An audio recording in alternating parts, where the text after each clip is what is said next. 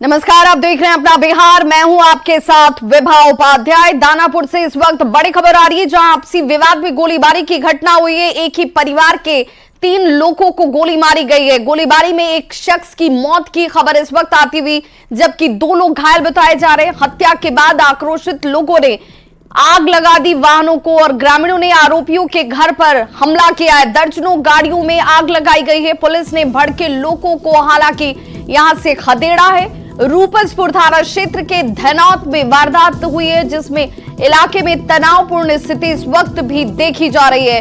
एक ही परिवार के 3 लोगों को गोली मारी गई। गोलीबारी में एक शख्स की मौत हो चुकी है, 2 लोग घायल बताए जा रहे हैं। हत्या के बाद आक्रोश की आग ने वाहनों को अपनी चपेट में लिया, जिसमें ग्रामीणों ने कई गाड़ियों को आग के हवाले कर दिया। आरोपी के घर पर लोगों की तरफ से हमला किया गया और दर्जनों वाहनों में आग लगा दी गई।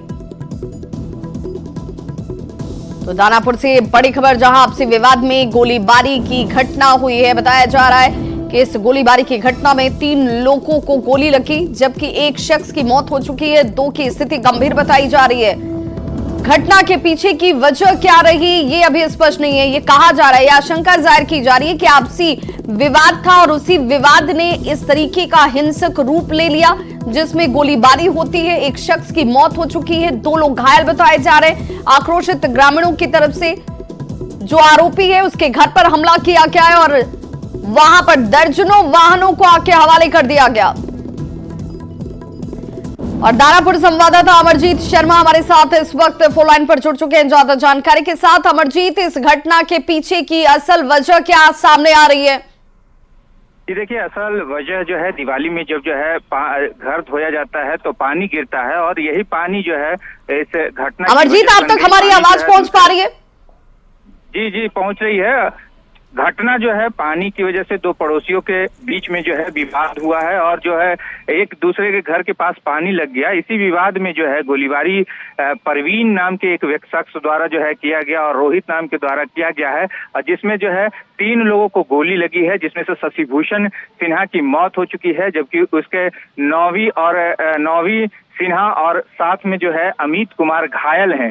एक और शख्स घायल है, आदित्य नाम है, उसको रड से मारा गया है, वो भी घायल है। तो काफी हंगामा भी हो रहा है, जिसमें जो है ग्रामीणों ने जो आरोपी है उसके घर में चढ़ करके आग लगा तोड़फोड़ किया है और जो ट्रैक्टर्स 2 व्हीलर थे सभी में आग लगा दिया है और अभी भी हंगामा जारी है। लोग हंगामा कर रहे हैं। आरोपी फरार है। पुलिस आरोपी को पकड़ने के लिए जो है योजना बना रही है और जो है छापेमारी करने के लिए जो है पुलिस बल को भी भेजा है। जी अमरजीत, तो क्या इस वक्त भी हालात तनावपूर्ण ही बने हुए हैं? अभी भी हालात तनावपूर्ण हैं और अभी भी लोग हंगामा कर रहे हैं, क्योंकि आरोपी पकड़ा नहीं गया है। एक शख्स की मौत हो गई है और यहाँ एक बात और भी सामने आ रहा है कि 3 दिन पहले भी इन लोगों में विवाद हुआ था और उस समय जो है ग्रामीणों ने उसे सुलझाने की कोशिश की थी, लेकिन आज विवाद इस कदर बढ़ गया कि आज जो परवीन है घर से जो है पिस्टल लाता है और उसके बाद गोलियां बरसानी शुरू कर देती है, जिसमें से सीने में जो है शशिभूषण सिन्हा को सीने में गोली लगी थी, उसके बाद उसके भाई को कंधे में गोली लगी और उसके बेटा को जो है हाथ में गोली लगी है। वो घायल अवस्था में उसे एम्स में लाया गया, जहां इलाज चल रहा है, लेकिन जो है रास्ते में ही शशिभूषण सिन्हा का जो है मौत हो गया और उसे पोस्टमार्टम के लिए शव को फिलहाल पुलिस ने भेजा है और फिलहाल जो घायल है उनका इलाज एम्स में ट्रामा सेंटर में चल रहा है। जी बहुत बहुत शुक्रिया अमरजीत इस तमाम जानकारी के लिए। तो दानापुर से ये बड़ी खबर, जहां पर देखिए कैसे आपसी विवाद हिंसक रूप धारण कर लेता है। एक मासूम बच्चे को भी देखिए हाथ पे गोली लगी है, जबकि एक शख्स अमरजीत सिन्हा, जो जानकारी इस वक्त सामने आ रही है, बताया जा रहा है कि शशिभूषण सिन्हा की मौत हो चुकी है। रोते बिलखते परिजन आपको नजर आ रहे होंगे। दानापुर से बड़ी खबर, गोली मारकर एक शख्स की हत्या कर दी गई है। 2 लोगों को गोली मारी गई। कौन बता रहा है? तो दीपावली का त्योहार, लेकिन कैसे यहाँ पर मातम पसर गया। पड़ोसी से विवाद और विवाद में देखिए कैसे ये हिंसक रूप धारण कर लिया जाता है। शशिभूषण प्रसाद सिन्हा, इनकी मौत हो चुकी है क्योंकि इन्हें सीने में गोली मारी गई, जबकि वहीं एक मासूम बच्चे को हाथ में गोली लगी है, जहां उसका इलाज चल रहा है। कौन बता रहा है? और आक्रोशित लोगों की तरफ से देखिए कैसे आरोपी के घर पर फिर हमला किया गया। जो वाहन वहां खड़े थे, दर्जन भर से ज्यादा वाहनों को आके हवाले कर दिया गया है। बाप रे बाप, घर के बगल के कोई नजरी से पानी गिरे के चलते, घर धोबे के चलते बोला मार दिया, तीनों के गोली मार दिया। किसको गोली लगा? मेरा हस्बैंड को, देवर को, मर का बेटा को। जमीन पे ही बड़ा बड़ा उनका घर बन रहा है, वहाँ पे ईटा लगाने के लिए, तो वो अपना जमीन में ईटा लगा रहे थे। उनको वही खराब लगा कि आप मेरे घर के गेट के सामने आप ईटा काहे लगा रहे हैं, इसीलिए पहले हुआ आधा घंटा से लड़ाई हो रहा है। उसके बाद पता नहीं उनके पास कहाँ से बंदूक आ गया और गोली फायर कर दिया। बड़ी खबर सासाराम से, जहां पर पुलिस टीम पर हमले की लाइव तस्वीरें सामने आई हैं। नगर थाना क्षेत्र के सागर मोहल्ले में पुलिस की टीम मारपीट की सूचना के बाद पहुंची हुई थी और यहां लोगों ने पुलिस की टीम पर ही हमला कर दिया। हमले में एक एएसआई अनित कुमार का सिर फट गया है। हमलावरों ने पुलिस की गाड़ी को भी क्षतिग्रस्त कर दिया। घायल एएसआई अनित को इलाज के लिए अस्पताल में भर्ती कराया गया। वहीं कहा जा रहा है कि पुलिस को 112 नंबर पर फोन आया कि सागर मोहल्ले में कुछ लोग आपस में ही मारपीट कर रहे हैं। इसी मारपीट की सूचना पर 112 नंबर की पुलिस टीम दल बल के साथ पहुंची और लोगों को समझाने बुझाने का प्रयास कर रही थी। इसी बीच कुछ लोगों ने पुलिस पर ही हमला कर दिया, जमकर मारपीट की गई। किसी तरह से पुलिसकर्मियों ने यहां से भागकर अपनी जान बचाई है।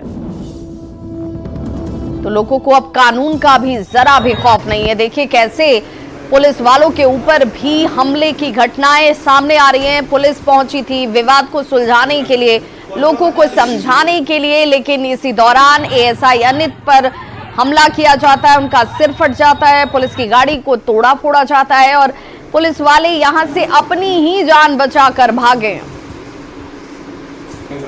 तो सासाराम से ये बड़ी खबर, मारपीट की सूचना पर पुलिस टीम जब कार्रवाई करने के लिए, समझाने के लिए पहुंची तो उसे ही लोगों के आक्रोश का सामना करना पड़ा। पुलिस टीम पर ही हमला किया गया है।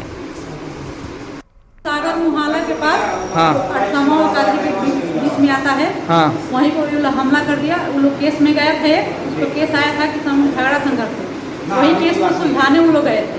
तो इसी में वो लोग सुलझा रहे थे, तब तक बहुत मना थे। उसको एक पकड़ के लाने के चक्कर में वो लोग ने पूरा लूट कर पब्लिक इन लोगों को पिटाई कर दिया और टैब भी छीन के ले गया, मोबाइल भी ले गया।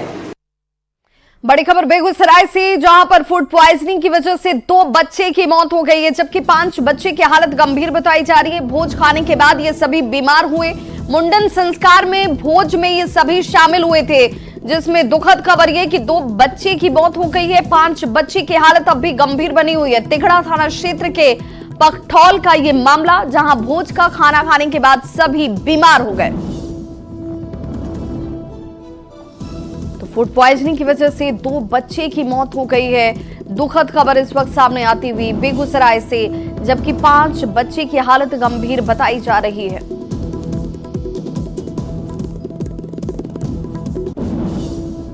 3 बजे भोर से उल्टी पैखाना होए लगले बच्चा का, तीनियो चारियो के एके घर में सब। हमें नानी छे बाबू, हमरा फोन करके तो हम अलिए। की खेलके ई पता चल? अब की खेलके से नहीं पता करे थे। बोल हमारे प्रभारी सर हमको सूचित किए कि पखठौल से कॉल आ रहा है कि वहाँ 4-5 बच्चे डायरिया से पीड़ित हो चुके हैं, वहाँ जाके पेशेंट को लाना है, जाके जरा देख लो। हमको पखठौल चौक पे जाने के बाद वहाँ के मुखिया पंकज जी से पता चला कि एक ही परिवार से 5-6 बच्चे हैं, जिसमें कि एक बच्चे का देहांत शायद हो गया है। बाढ़ से बड़ी खबर, जहां रेल ट्रैक टूटने से परिचालन बाधित बताया जा रहा है। करनौती रेलवे हॉल्ट के पास से ये ट्रैक टूटा है। मेन ट्रैक के सपोर्ट में यहां पर ये ट्रैक टूट गया है। बख्तियारपुर राजगीर रेलवे लाइन का ये मामला, जहां आरपीएफ और जीआरपी की टीम मौके पर पहुंची हुई है। मरम्मती के बाद ट्रेनों का परिचालन एक बार फिर से शुरू कर दिया गया है। समय रहते जानकारी मिलने से एक बड़ा हादसा होते होते टल गया है, क्योंकि ये ट्रैक टूटा हुआ था और जैसे ही इसकी जानकारी मिली, इसके बाद इसे दुरुस्त कर लिया गया है। मरम्मती के बाद ट्रेनों के परिचालन अब शुरू हो चुके हैं। तो तस्वीर इस वक्त आपके टीवी स्क्रीन पर। रेल ट्रैक टूटने से परिचालन हालांकि काफी देर तक बाधित जरूर रहा, लेकिन राहत की ये बात रही कि उस वक्त इस ट्रैक से कोई ट्रेन नहीं गुजरी, वरना कोई बड़ा हादसा हो सकता था। बाद में इस ट्रैक की मरम्मती की गई और अब जाकर परिचालन शुरू हो गया है।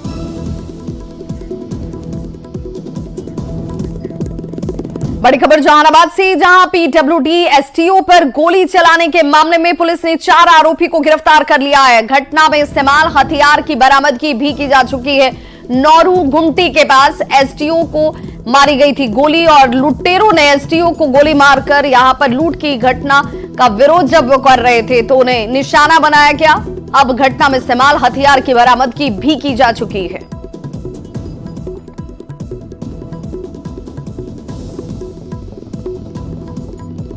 तो बड़ी खबर जहानाबाद से, जहां पर देखिए कैसे पीडब्ल्यूडी एसटीओ पर गोली चलाने के इस मामले में अब कार्रवाई सामने आती हुई और कार्रवाई में पुलिस ने 4 आरोपियों को गिरफ्तार कर लिया गया है। लूट में इस्तेमाल की गई हथियार को भी बरामद किया गया।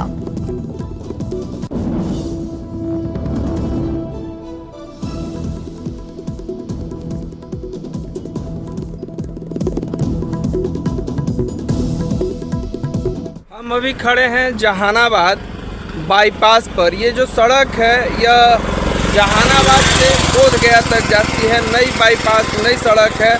इसी रास्ते से अरवल से होते हुए एसडीओ जो हैं पीडब्ल्यूडी के कुमुद रंजन वो आ रहे थे। इस ये जो इलाका है जहां मैं अभी खड़ा हूं, इस इलाका के पास ही यहां से 100 मीटर आगे या पीछे उनके साथ कुछ लोगों ने लूटपाट की कोशिश की। जो प्राथमिक जानकारी मिल रही है वो ये है कि लूटपाट की कोशिश की और उसमें उनके ऊपर हमला किया गया, जिसमें उनको 3 गोली मारी गई। हालांकि हमारी जो एसपी से बात हुई है, दीपक रंजन से बात हुई है, जानकारी मिली है, उसमें रात को ही पुलिस ने एक टीम बनाई थी। डीएसपी राजीव सिंह के नेतृत्व में इस टीम ने रात भर कार्रवाई की और सुबह होने से पहले 4 लोगों को गिरफ्तार किया गया है। बताया जा रहा है कि वही 4 लोग जो शामिल थे इस घटना में, उनकी गिरफ्तारी हुई है। साथ ही पुलिस ने उनके पास से हथियार भी बरामद किए हैं। राजीव रंजन विमल, न्यूज़ 18 जहानाबाद। अगली खबर वैशाली से, जहां किराना दुकान में चोरी की वारदात सीसीटीवी कैमरे में कैद हो गई। पातेपुर प्रखंड में किराना दुकान में चोरों ने चोरी की घटना को अंजाम दिया। चोरी की वारदात सीसीटीवी कैमरे में कैद हुई और पुलिस ने सीसीटीवी के आधार पर चोरों की तलाश शुरू कर दी। सीसीटीवी में चोर को पैसा निकालते हुए देखा जा सकता है और अब पुलिस इस पूरे मामले की जांच की बात कह रही है। आया दुकान में आया है। दुकान का गेट क्योंकि घर के अंदर है इसलिए खुला हुआ ही रहता है और उसमें गया है काउंटर के नीचे और काउंटर खींच के उसमें जो भी सामान बिक्री था, कल चूंकि पर्व दिवाली और छठ में उत्तर प्रदेश से सटे चेकपोस्ट पर पुलिस और उत्पाद विभाग की टीम ने सख्ती बढ़ा दी है। तो तस्करों ने शराब की तस्करी के लिए गंडक नदी का नया रास्ता चुन लिया।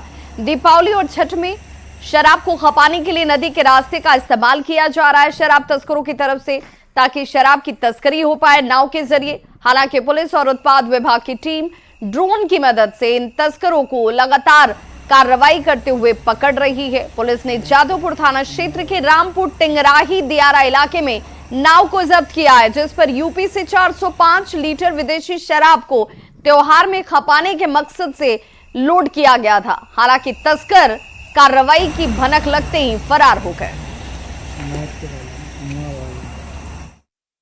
कई बार ऐसे मामले आए हैं, इसमें हम लोगों ने बैकवर्ड लिंकेज स्थापित किया है और यह यूपी का कुशीनगर जिला है और वहीं से तमकोही राज थाना है, वहीं के आसपास ये शराब से भरी नाव लोड की जाती है और नदी के माध्यम से ही गोपालगंज में प्रवेश किया जाता है। लोक आस्था के महापर्व छठ को लेकर बड़ी संख्या में लोग घर लौट रहे हैं और दिल्ली से आने वाली ट्रेनों में भारी भीड़ देखी जा रही है। चाहे जनरल बोगी हो या फिर स्लीपर कोच, ये लोगों से खचाखच भरी हुई है। लोग खड़े होकर हालांकि सफर करने को विवश भी नजर आ रहे हैं। भीड़ इतनी ज्यादा है कि लोग शौचालय में भी सफर कर रहे हैं। और ये तस्वीर देख लीजिए, जहां पर ट्रेनों में घुसने के लिए भी जद्दोजहद करनी है, खड़े होने के लिए जगह तक नहीं है। आनंद विहार से सीट नहीं मिला क्या? सीट रहते हुए भी सीट नहीं मिला है, अंदर जाने के लिए कोई मौका ही नहीं है, गाड़ी दोबारा चलती ही नहीं। नहीं तो और भी विशेष ट्रेन चली है? कहाँ ट्रेन चली है सर, आज चढ़ेंगे तो 3 दिन 4 दिन बाद पहुँचेंगे, तब तक तो त्योहार खत्म हो जाएगा। सर मैं भागलपुर जा रहा हूँ सर, मेरा टिकट कंफर्म है, मुझे जाने नहीं दे रहे हैं लोग। वहाँ पे जाने के बाद आने के बाद मेरा मेडिकल है 17 तारीख को, जाना जरूरी है। दिल्ली से आ रहेगा? दिल्ली से, मैं आनंद विहार से आ रहा हूँ। जाना कहाँ है? बाथरूम में घुसे हुए हैं? हाँ, जगह नहीं था, वहाँ पे दिक्कत हो रहा था, इसीलिए इसमें घुसना पड़ा है। तो दिल्ली से ऐसे ही आ रहा है? दिल्ली से ऐसे ही आ रहा है।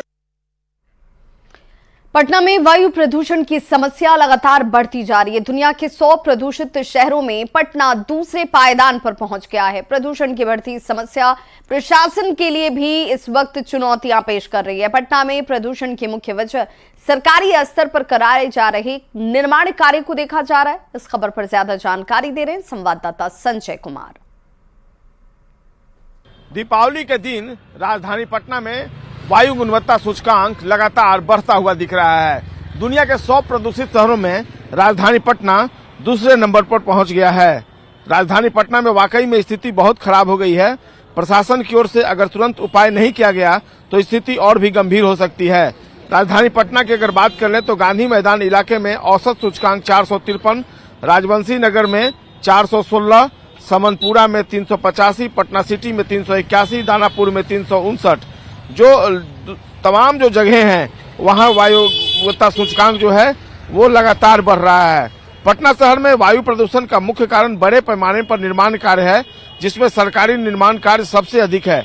गांधी मैदान में पटना मेट्रो का निर्माण, पटना कलेक्ट्रेट का नया भवन का निर्माण, अशोक राजपथ पर डबल डेकर पुल, मेट्रो और पीएमसीएच का निर्माण कार्य चल रहा है।